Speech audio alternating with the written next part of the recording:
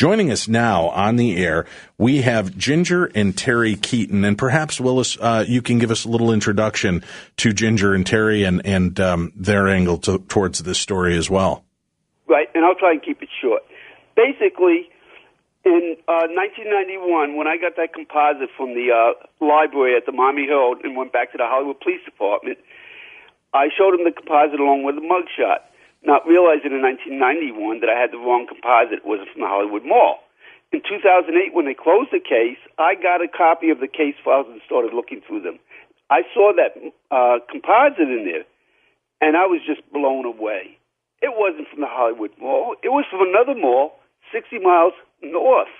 So I knew that I had to contact these witnesses, and I contacted a whole bunch of witnesses from that mall, and two of them, like you said, Ginger Keaton and her son Terry Keaton, are here today. And I knew right away, because I always knew whoever made that composite saw the same person I saw. And that's what they're going to talk about. Ginger, welcome to the show. Thank you for joining us. Thank you. Talk to me about your recollection of that time, and let me know what you actually witnessed for yourself. Okay, well, we'd gone to the mall. It was my birthday, and my mom had given me money to go shopping, and they had I was getting married, and they had a really nice dress shop in the mall. So I thought, okay, well, we'll go in there. So I went in there, and we ended up going back to Sears, and Terry said, well, I'll just play video games while you're trying clothes on. I said, okay, that'd be good.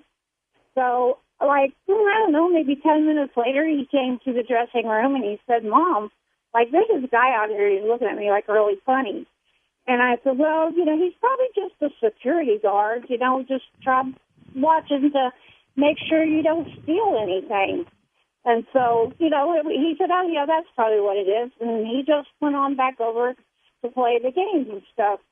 Well, a few minutes later, they're calling me over the intercom for me to come and get my son, Terry, from the shoe department. When I got there, the lady, Mrs. Alvarez, and her son, Matt, was explaining to me that Terry was running and had run up to them and grabbed them and was saying, this guy is trying to get me, this guy is trying to get me, help me, help me. So, I just picked him up from the shoe department, and on my way out, we saw him, and I said, well, let's go check just to see, I'll say something to security, because, I didn't know what was going on. So, as we walked out the door of Sears into the mall, and they have this a little inner information center where all the stores and everything is located. And the fellow, Jeffrey Dahmer, I swear to God, was up against the door. And my son said to me, Mom, that's the guy.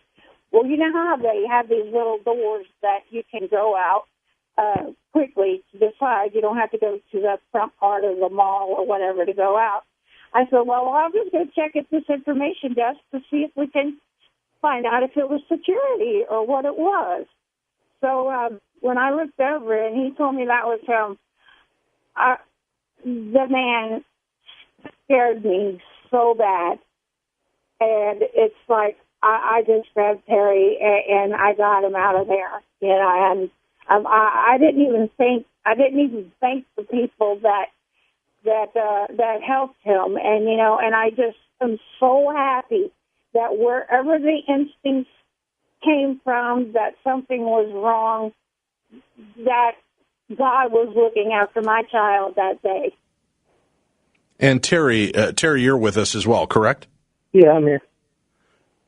When you look back at that, Terry, how clear is your memory of that moment and the instance that was going on? Well, I will say, for one, I was 10. It was a long time ago.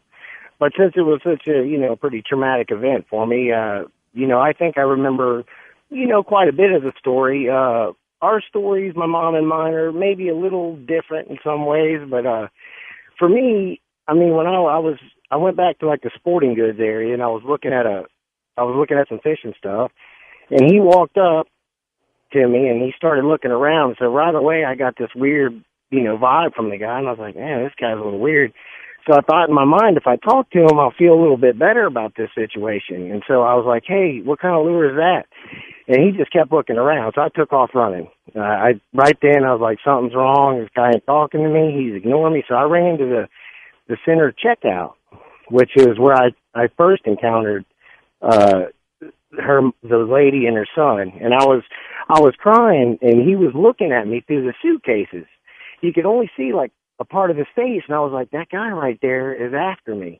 And I was crying, and so the lady was like, is your mom in the store? I said, yes, she's right over there. She said, well, I'll take you to her. So we get back to my mom, and she's like, well, because I was alone, and he's like probably security or something. So I calmed down. Everything was okay. And then a little bit later, I think she went to the dressing room, and I kind of snuck off and went back, and he came up after me again. And I believe what happened that time was I ran to to that same lady, because there wasn't many people in the store. And that's when she seen him too, apparently. And he stopped coming after me and, turned around and kind of walked off pretty fast. And I went back to my mom, well, they called security and all that, and everybody came, my mom, and they're like, so my mom comes, and they pretty much said, there's not much we could do. Well, we was walking out to the front. I actually told my mom, I was like, hey, there he is when we were walking out. And she went to talk to him, and he looked over at her, and he just gave her a look that was just, it was pretty scary apparently. And she said, hey, we got to get out of here. So we just left. The next day, my friend called me and said, hey, you were on the news. That was reported last night, whatever happened. And, I talked to the detectives, and they pretty much said there wasn't much they could do about it in general, because he didn't really touch me. And there wasn't a whole lot of investigating after that. They pretty much said it was a security guard, which was never really confirmed, And then years later, when I seen Dahmer's picture, I looked at my mom, I was like, wow. I said, that really looks like the guy. And she's like, yeah, it's pretty close. And we just kind of laughed about it because, it was Jeffrey Dahmer for one. And that was pretty much it. And then we kind of just forgot about it. And then a little while later, a couple of years later, Willis contacts me and says, hey, as a matter of fact, Jeffrey Dahmer was in your neighborhood. So, it kind of pretty much at that point all made sense that's, and most likely that's who it was. So that's pretty much how it went.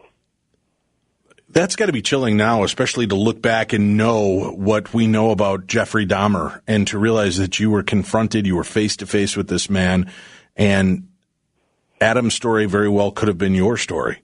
Yeah, it pretty much gives me goosebumps when I think about it. I mean, it was a really frightening day in my life. I mean, that whole night, I was up. I stayed up most of the night wondering, did this guy follow us home? And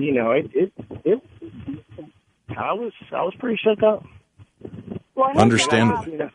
One of the little boys, one of Terry's friends at that time, like if something happens like that to you, you always tell your friends, So he had actually seen on the news that Adam Walsh had been kidnapped, and he had been kidnapped from a Sears store.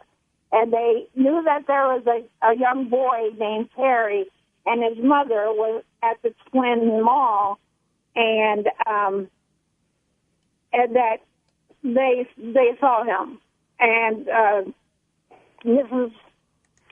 Matt and his mother had called the police station also, and they said, if anyone knows of this boy named Terry that was at the mall on that day, could they please call the Hollywood Police Department? Well, I called down there to the police department. I'm not positive who I talked to, but I just said I was the mom, and I hear that you were looking for Terry Keaton, a little boy from the Twin City Mall where Sears was. Well, that's my son. Well, they said, well, we don't want to talk to you. We want to talk to him. And so that was pretty much it until, we never talked anymore about it.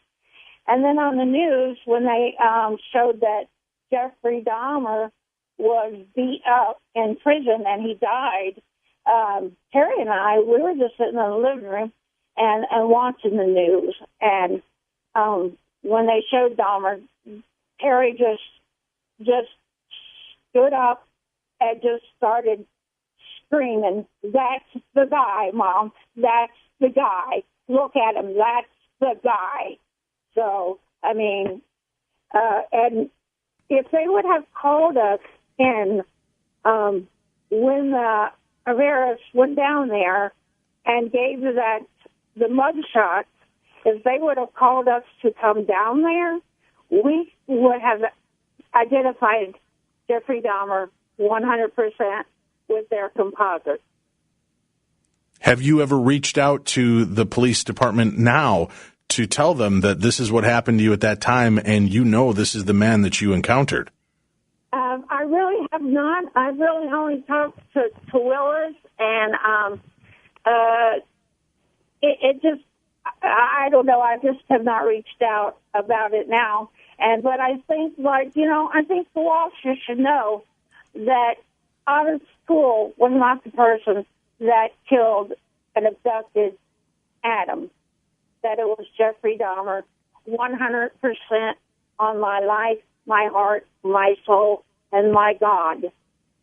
That is the person that did it. And I feel like if they would have, or if we would have even known more, I mean, like I said, we did right. all. And, but they wanted to talk to Terry. He's a 10-year-old boy, but actions along the way since then has proved that it was Dahmer, without a doubt. Fascinating. I appreciate you both joining us this evening. Before we let them go, Willis, was there anything else you wanted them to bring up in the last few minutes we have together with them? Well, I'm hoping they will also hang in there, maybe, to take calls on the open lines, but, that's up to them. But also I want to say about the blue van. Ginger told me there was a blue van parked in the fire lane. When they went into the Sears, they didn't think much of it, her and Terry, until after Adam was abducted. And then they remembered the blue van, and they were thinking that, could that be, something related? Because it was inappropriately parked right there, just like the Adam Walsh case, where a blue van, many witnesses saw it parked in the fire lane right next to the garden entrance. Now, also, some of the other similarities between Mia's incident and Reve Walsh, bringing her son to the Hollywood Mall, Sears. Both of these incidents were on Monday, okay? Ginger was July 13th, Adam July 27th, 2 weeks before Adam. The same time of day in the Sears. It started in the toy department, and then it went over to the fishing aisle in that case. Also, Barry Culverton is the one in the shoe department who paged Ginger. I talked to him, and he said he'd never seen the incident, but when Jane Hoover has brought Terry to the shoe department to page, which was the nearest department that had somebody there that could page Terry's mother, he says that kid was mortified. And Matt Hooverez, who was Jane's son, that was with her, Jane Hooverez went there to buy clothes, back to school clothes for her son Matt, and Matt said that him and his mom never did believe that security guard story because that kid was mortified, referring to Terry. So, they come up with the story about the security guard, and because the reason they came up with that was Jack Hoffman was one of the detectives that went up to Palm Beach to investigate this, and his quote in the Sun-Tattler is that the composites didn't match James Campbell, so they completely dismissed these witnesses. And like I said, it wasn't just Ginger and Terry, it was the Hooverezes, it was Barry, it was all the witnesses that were completely dismissed, including the security guard that, they said it was a security guard.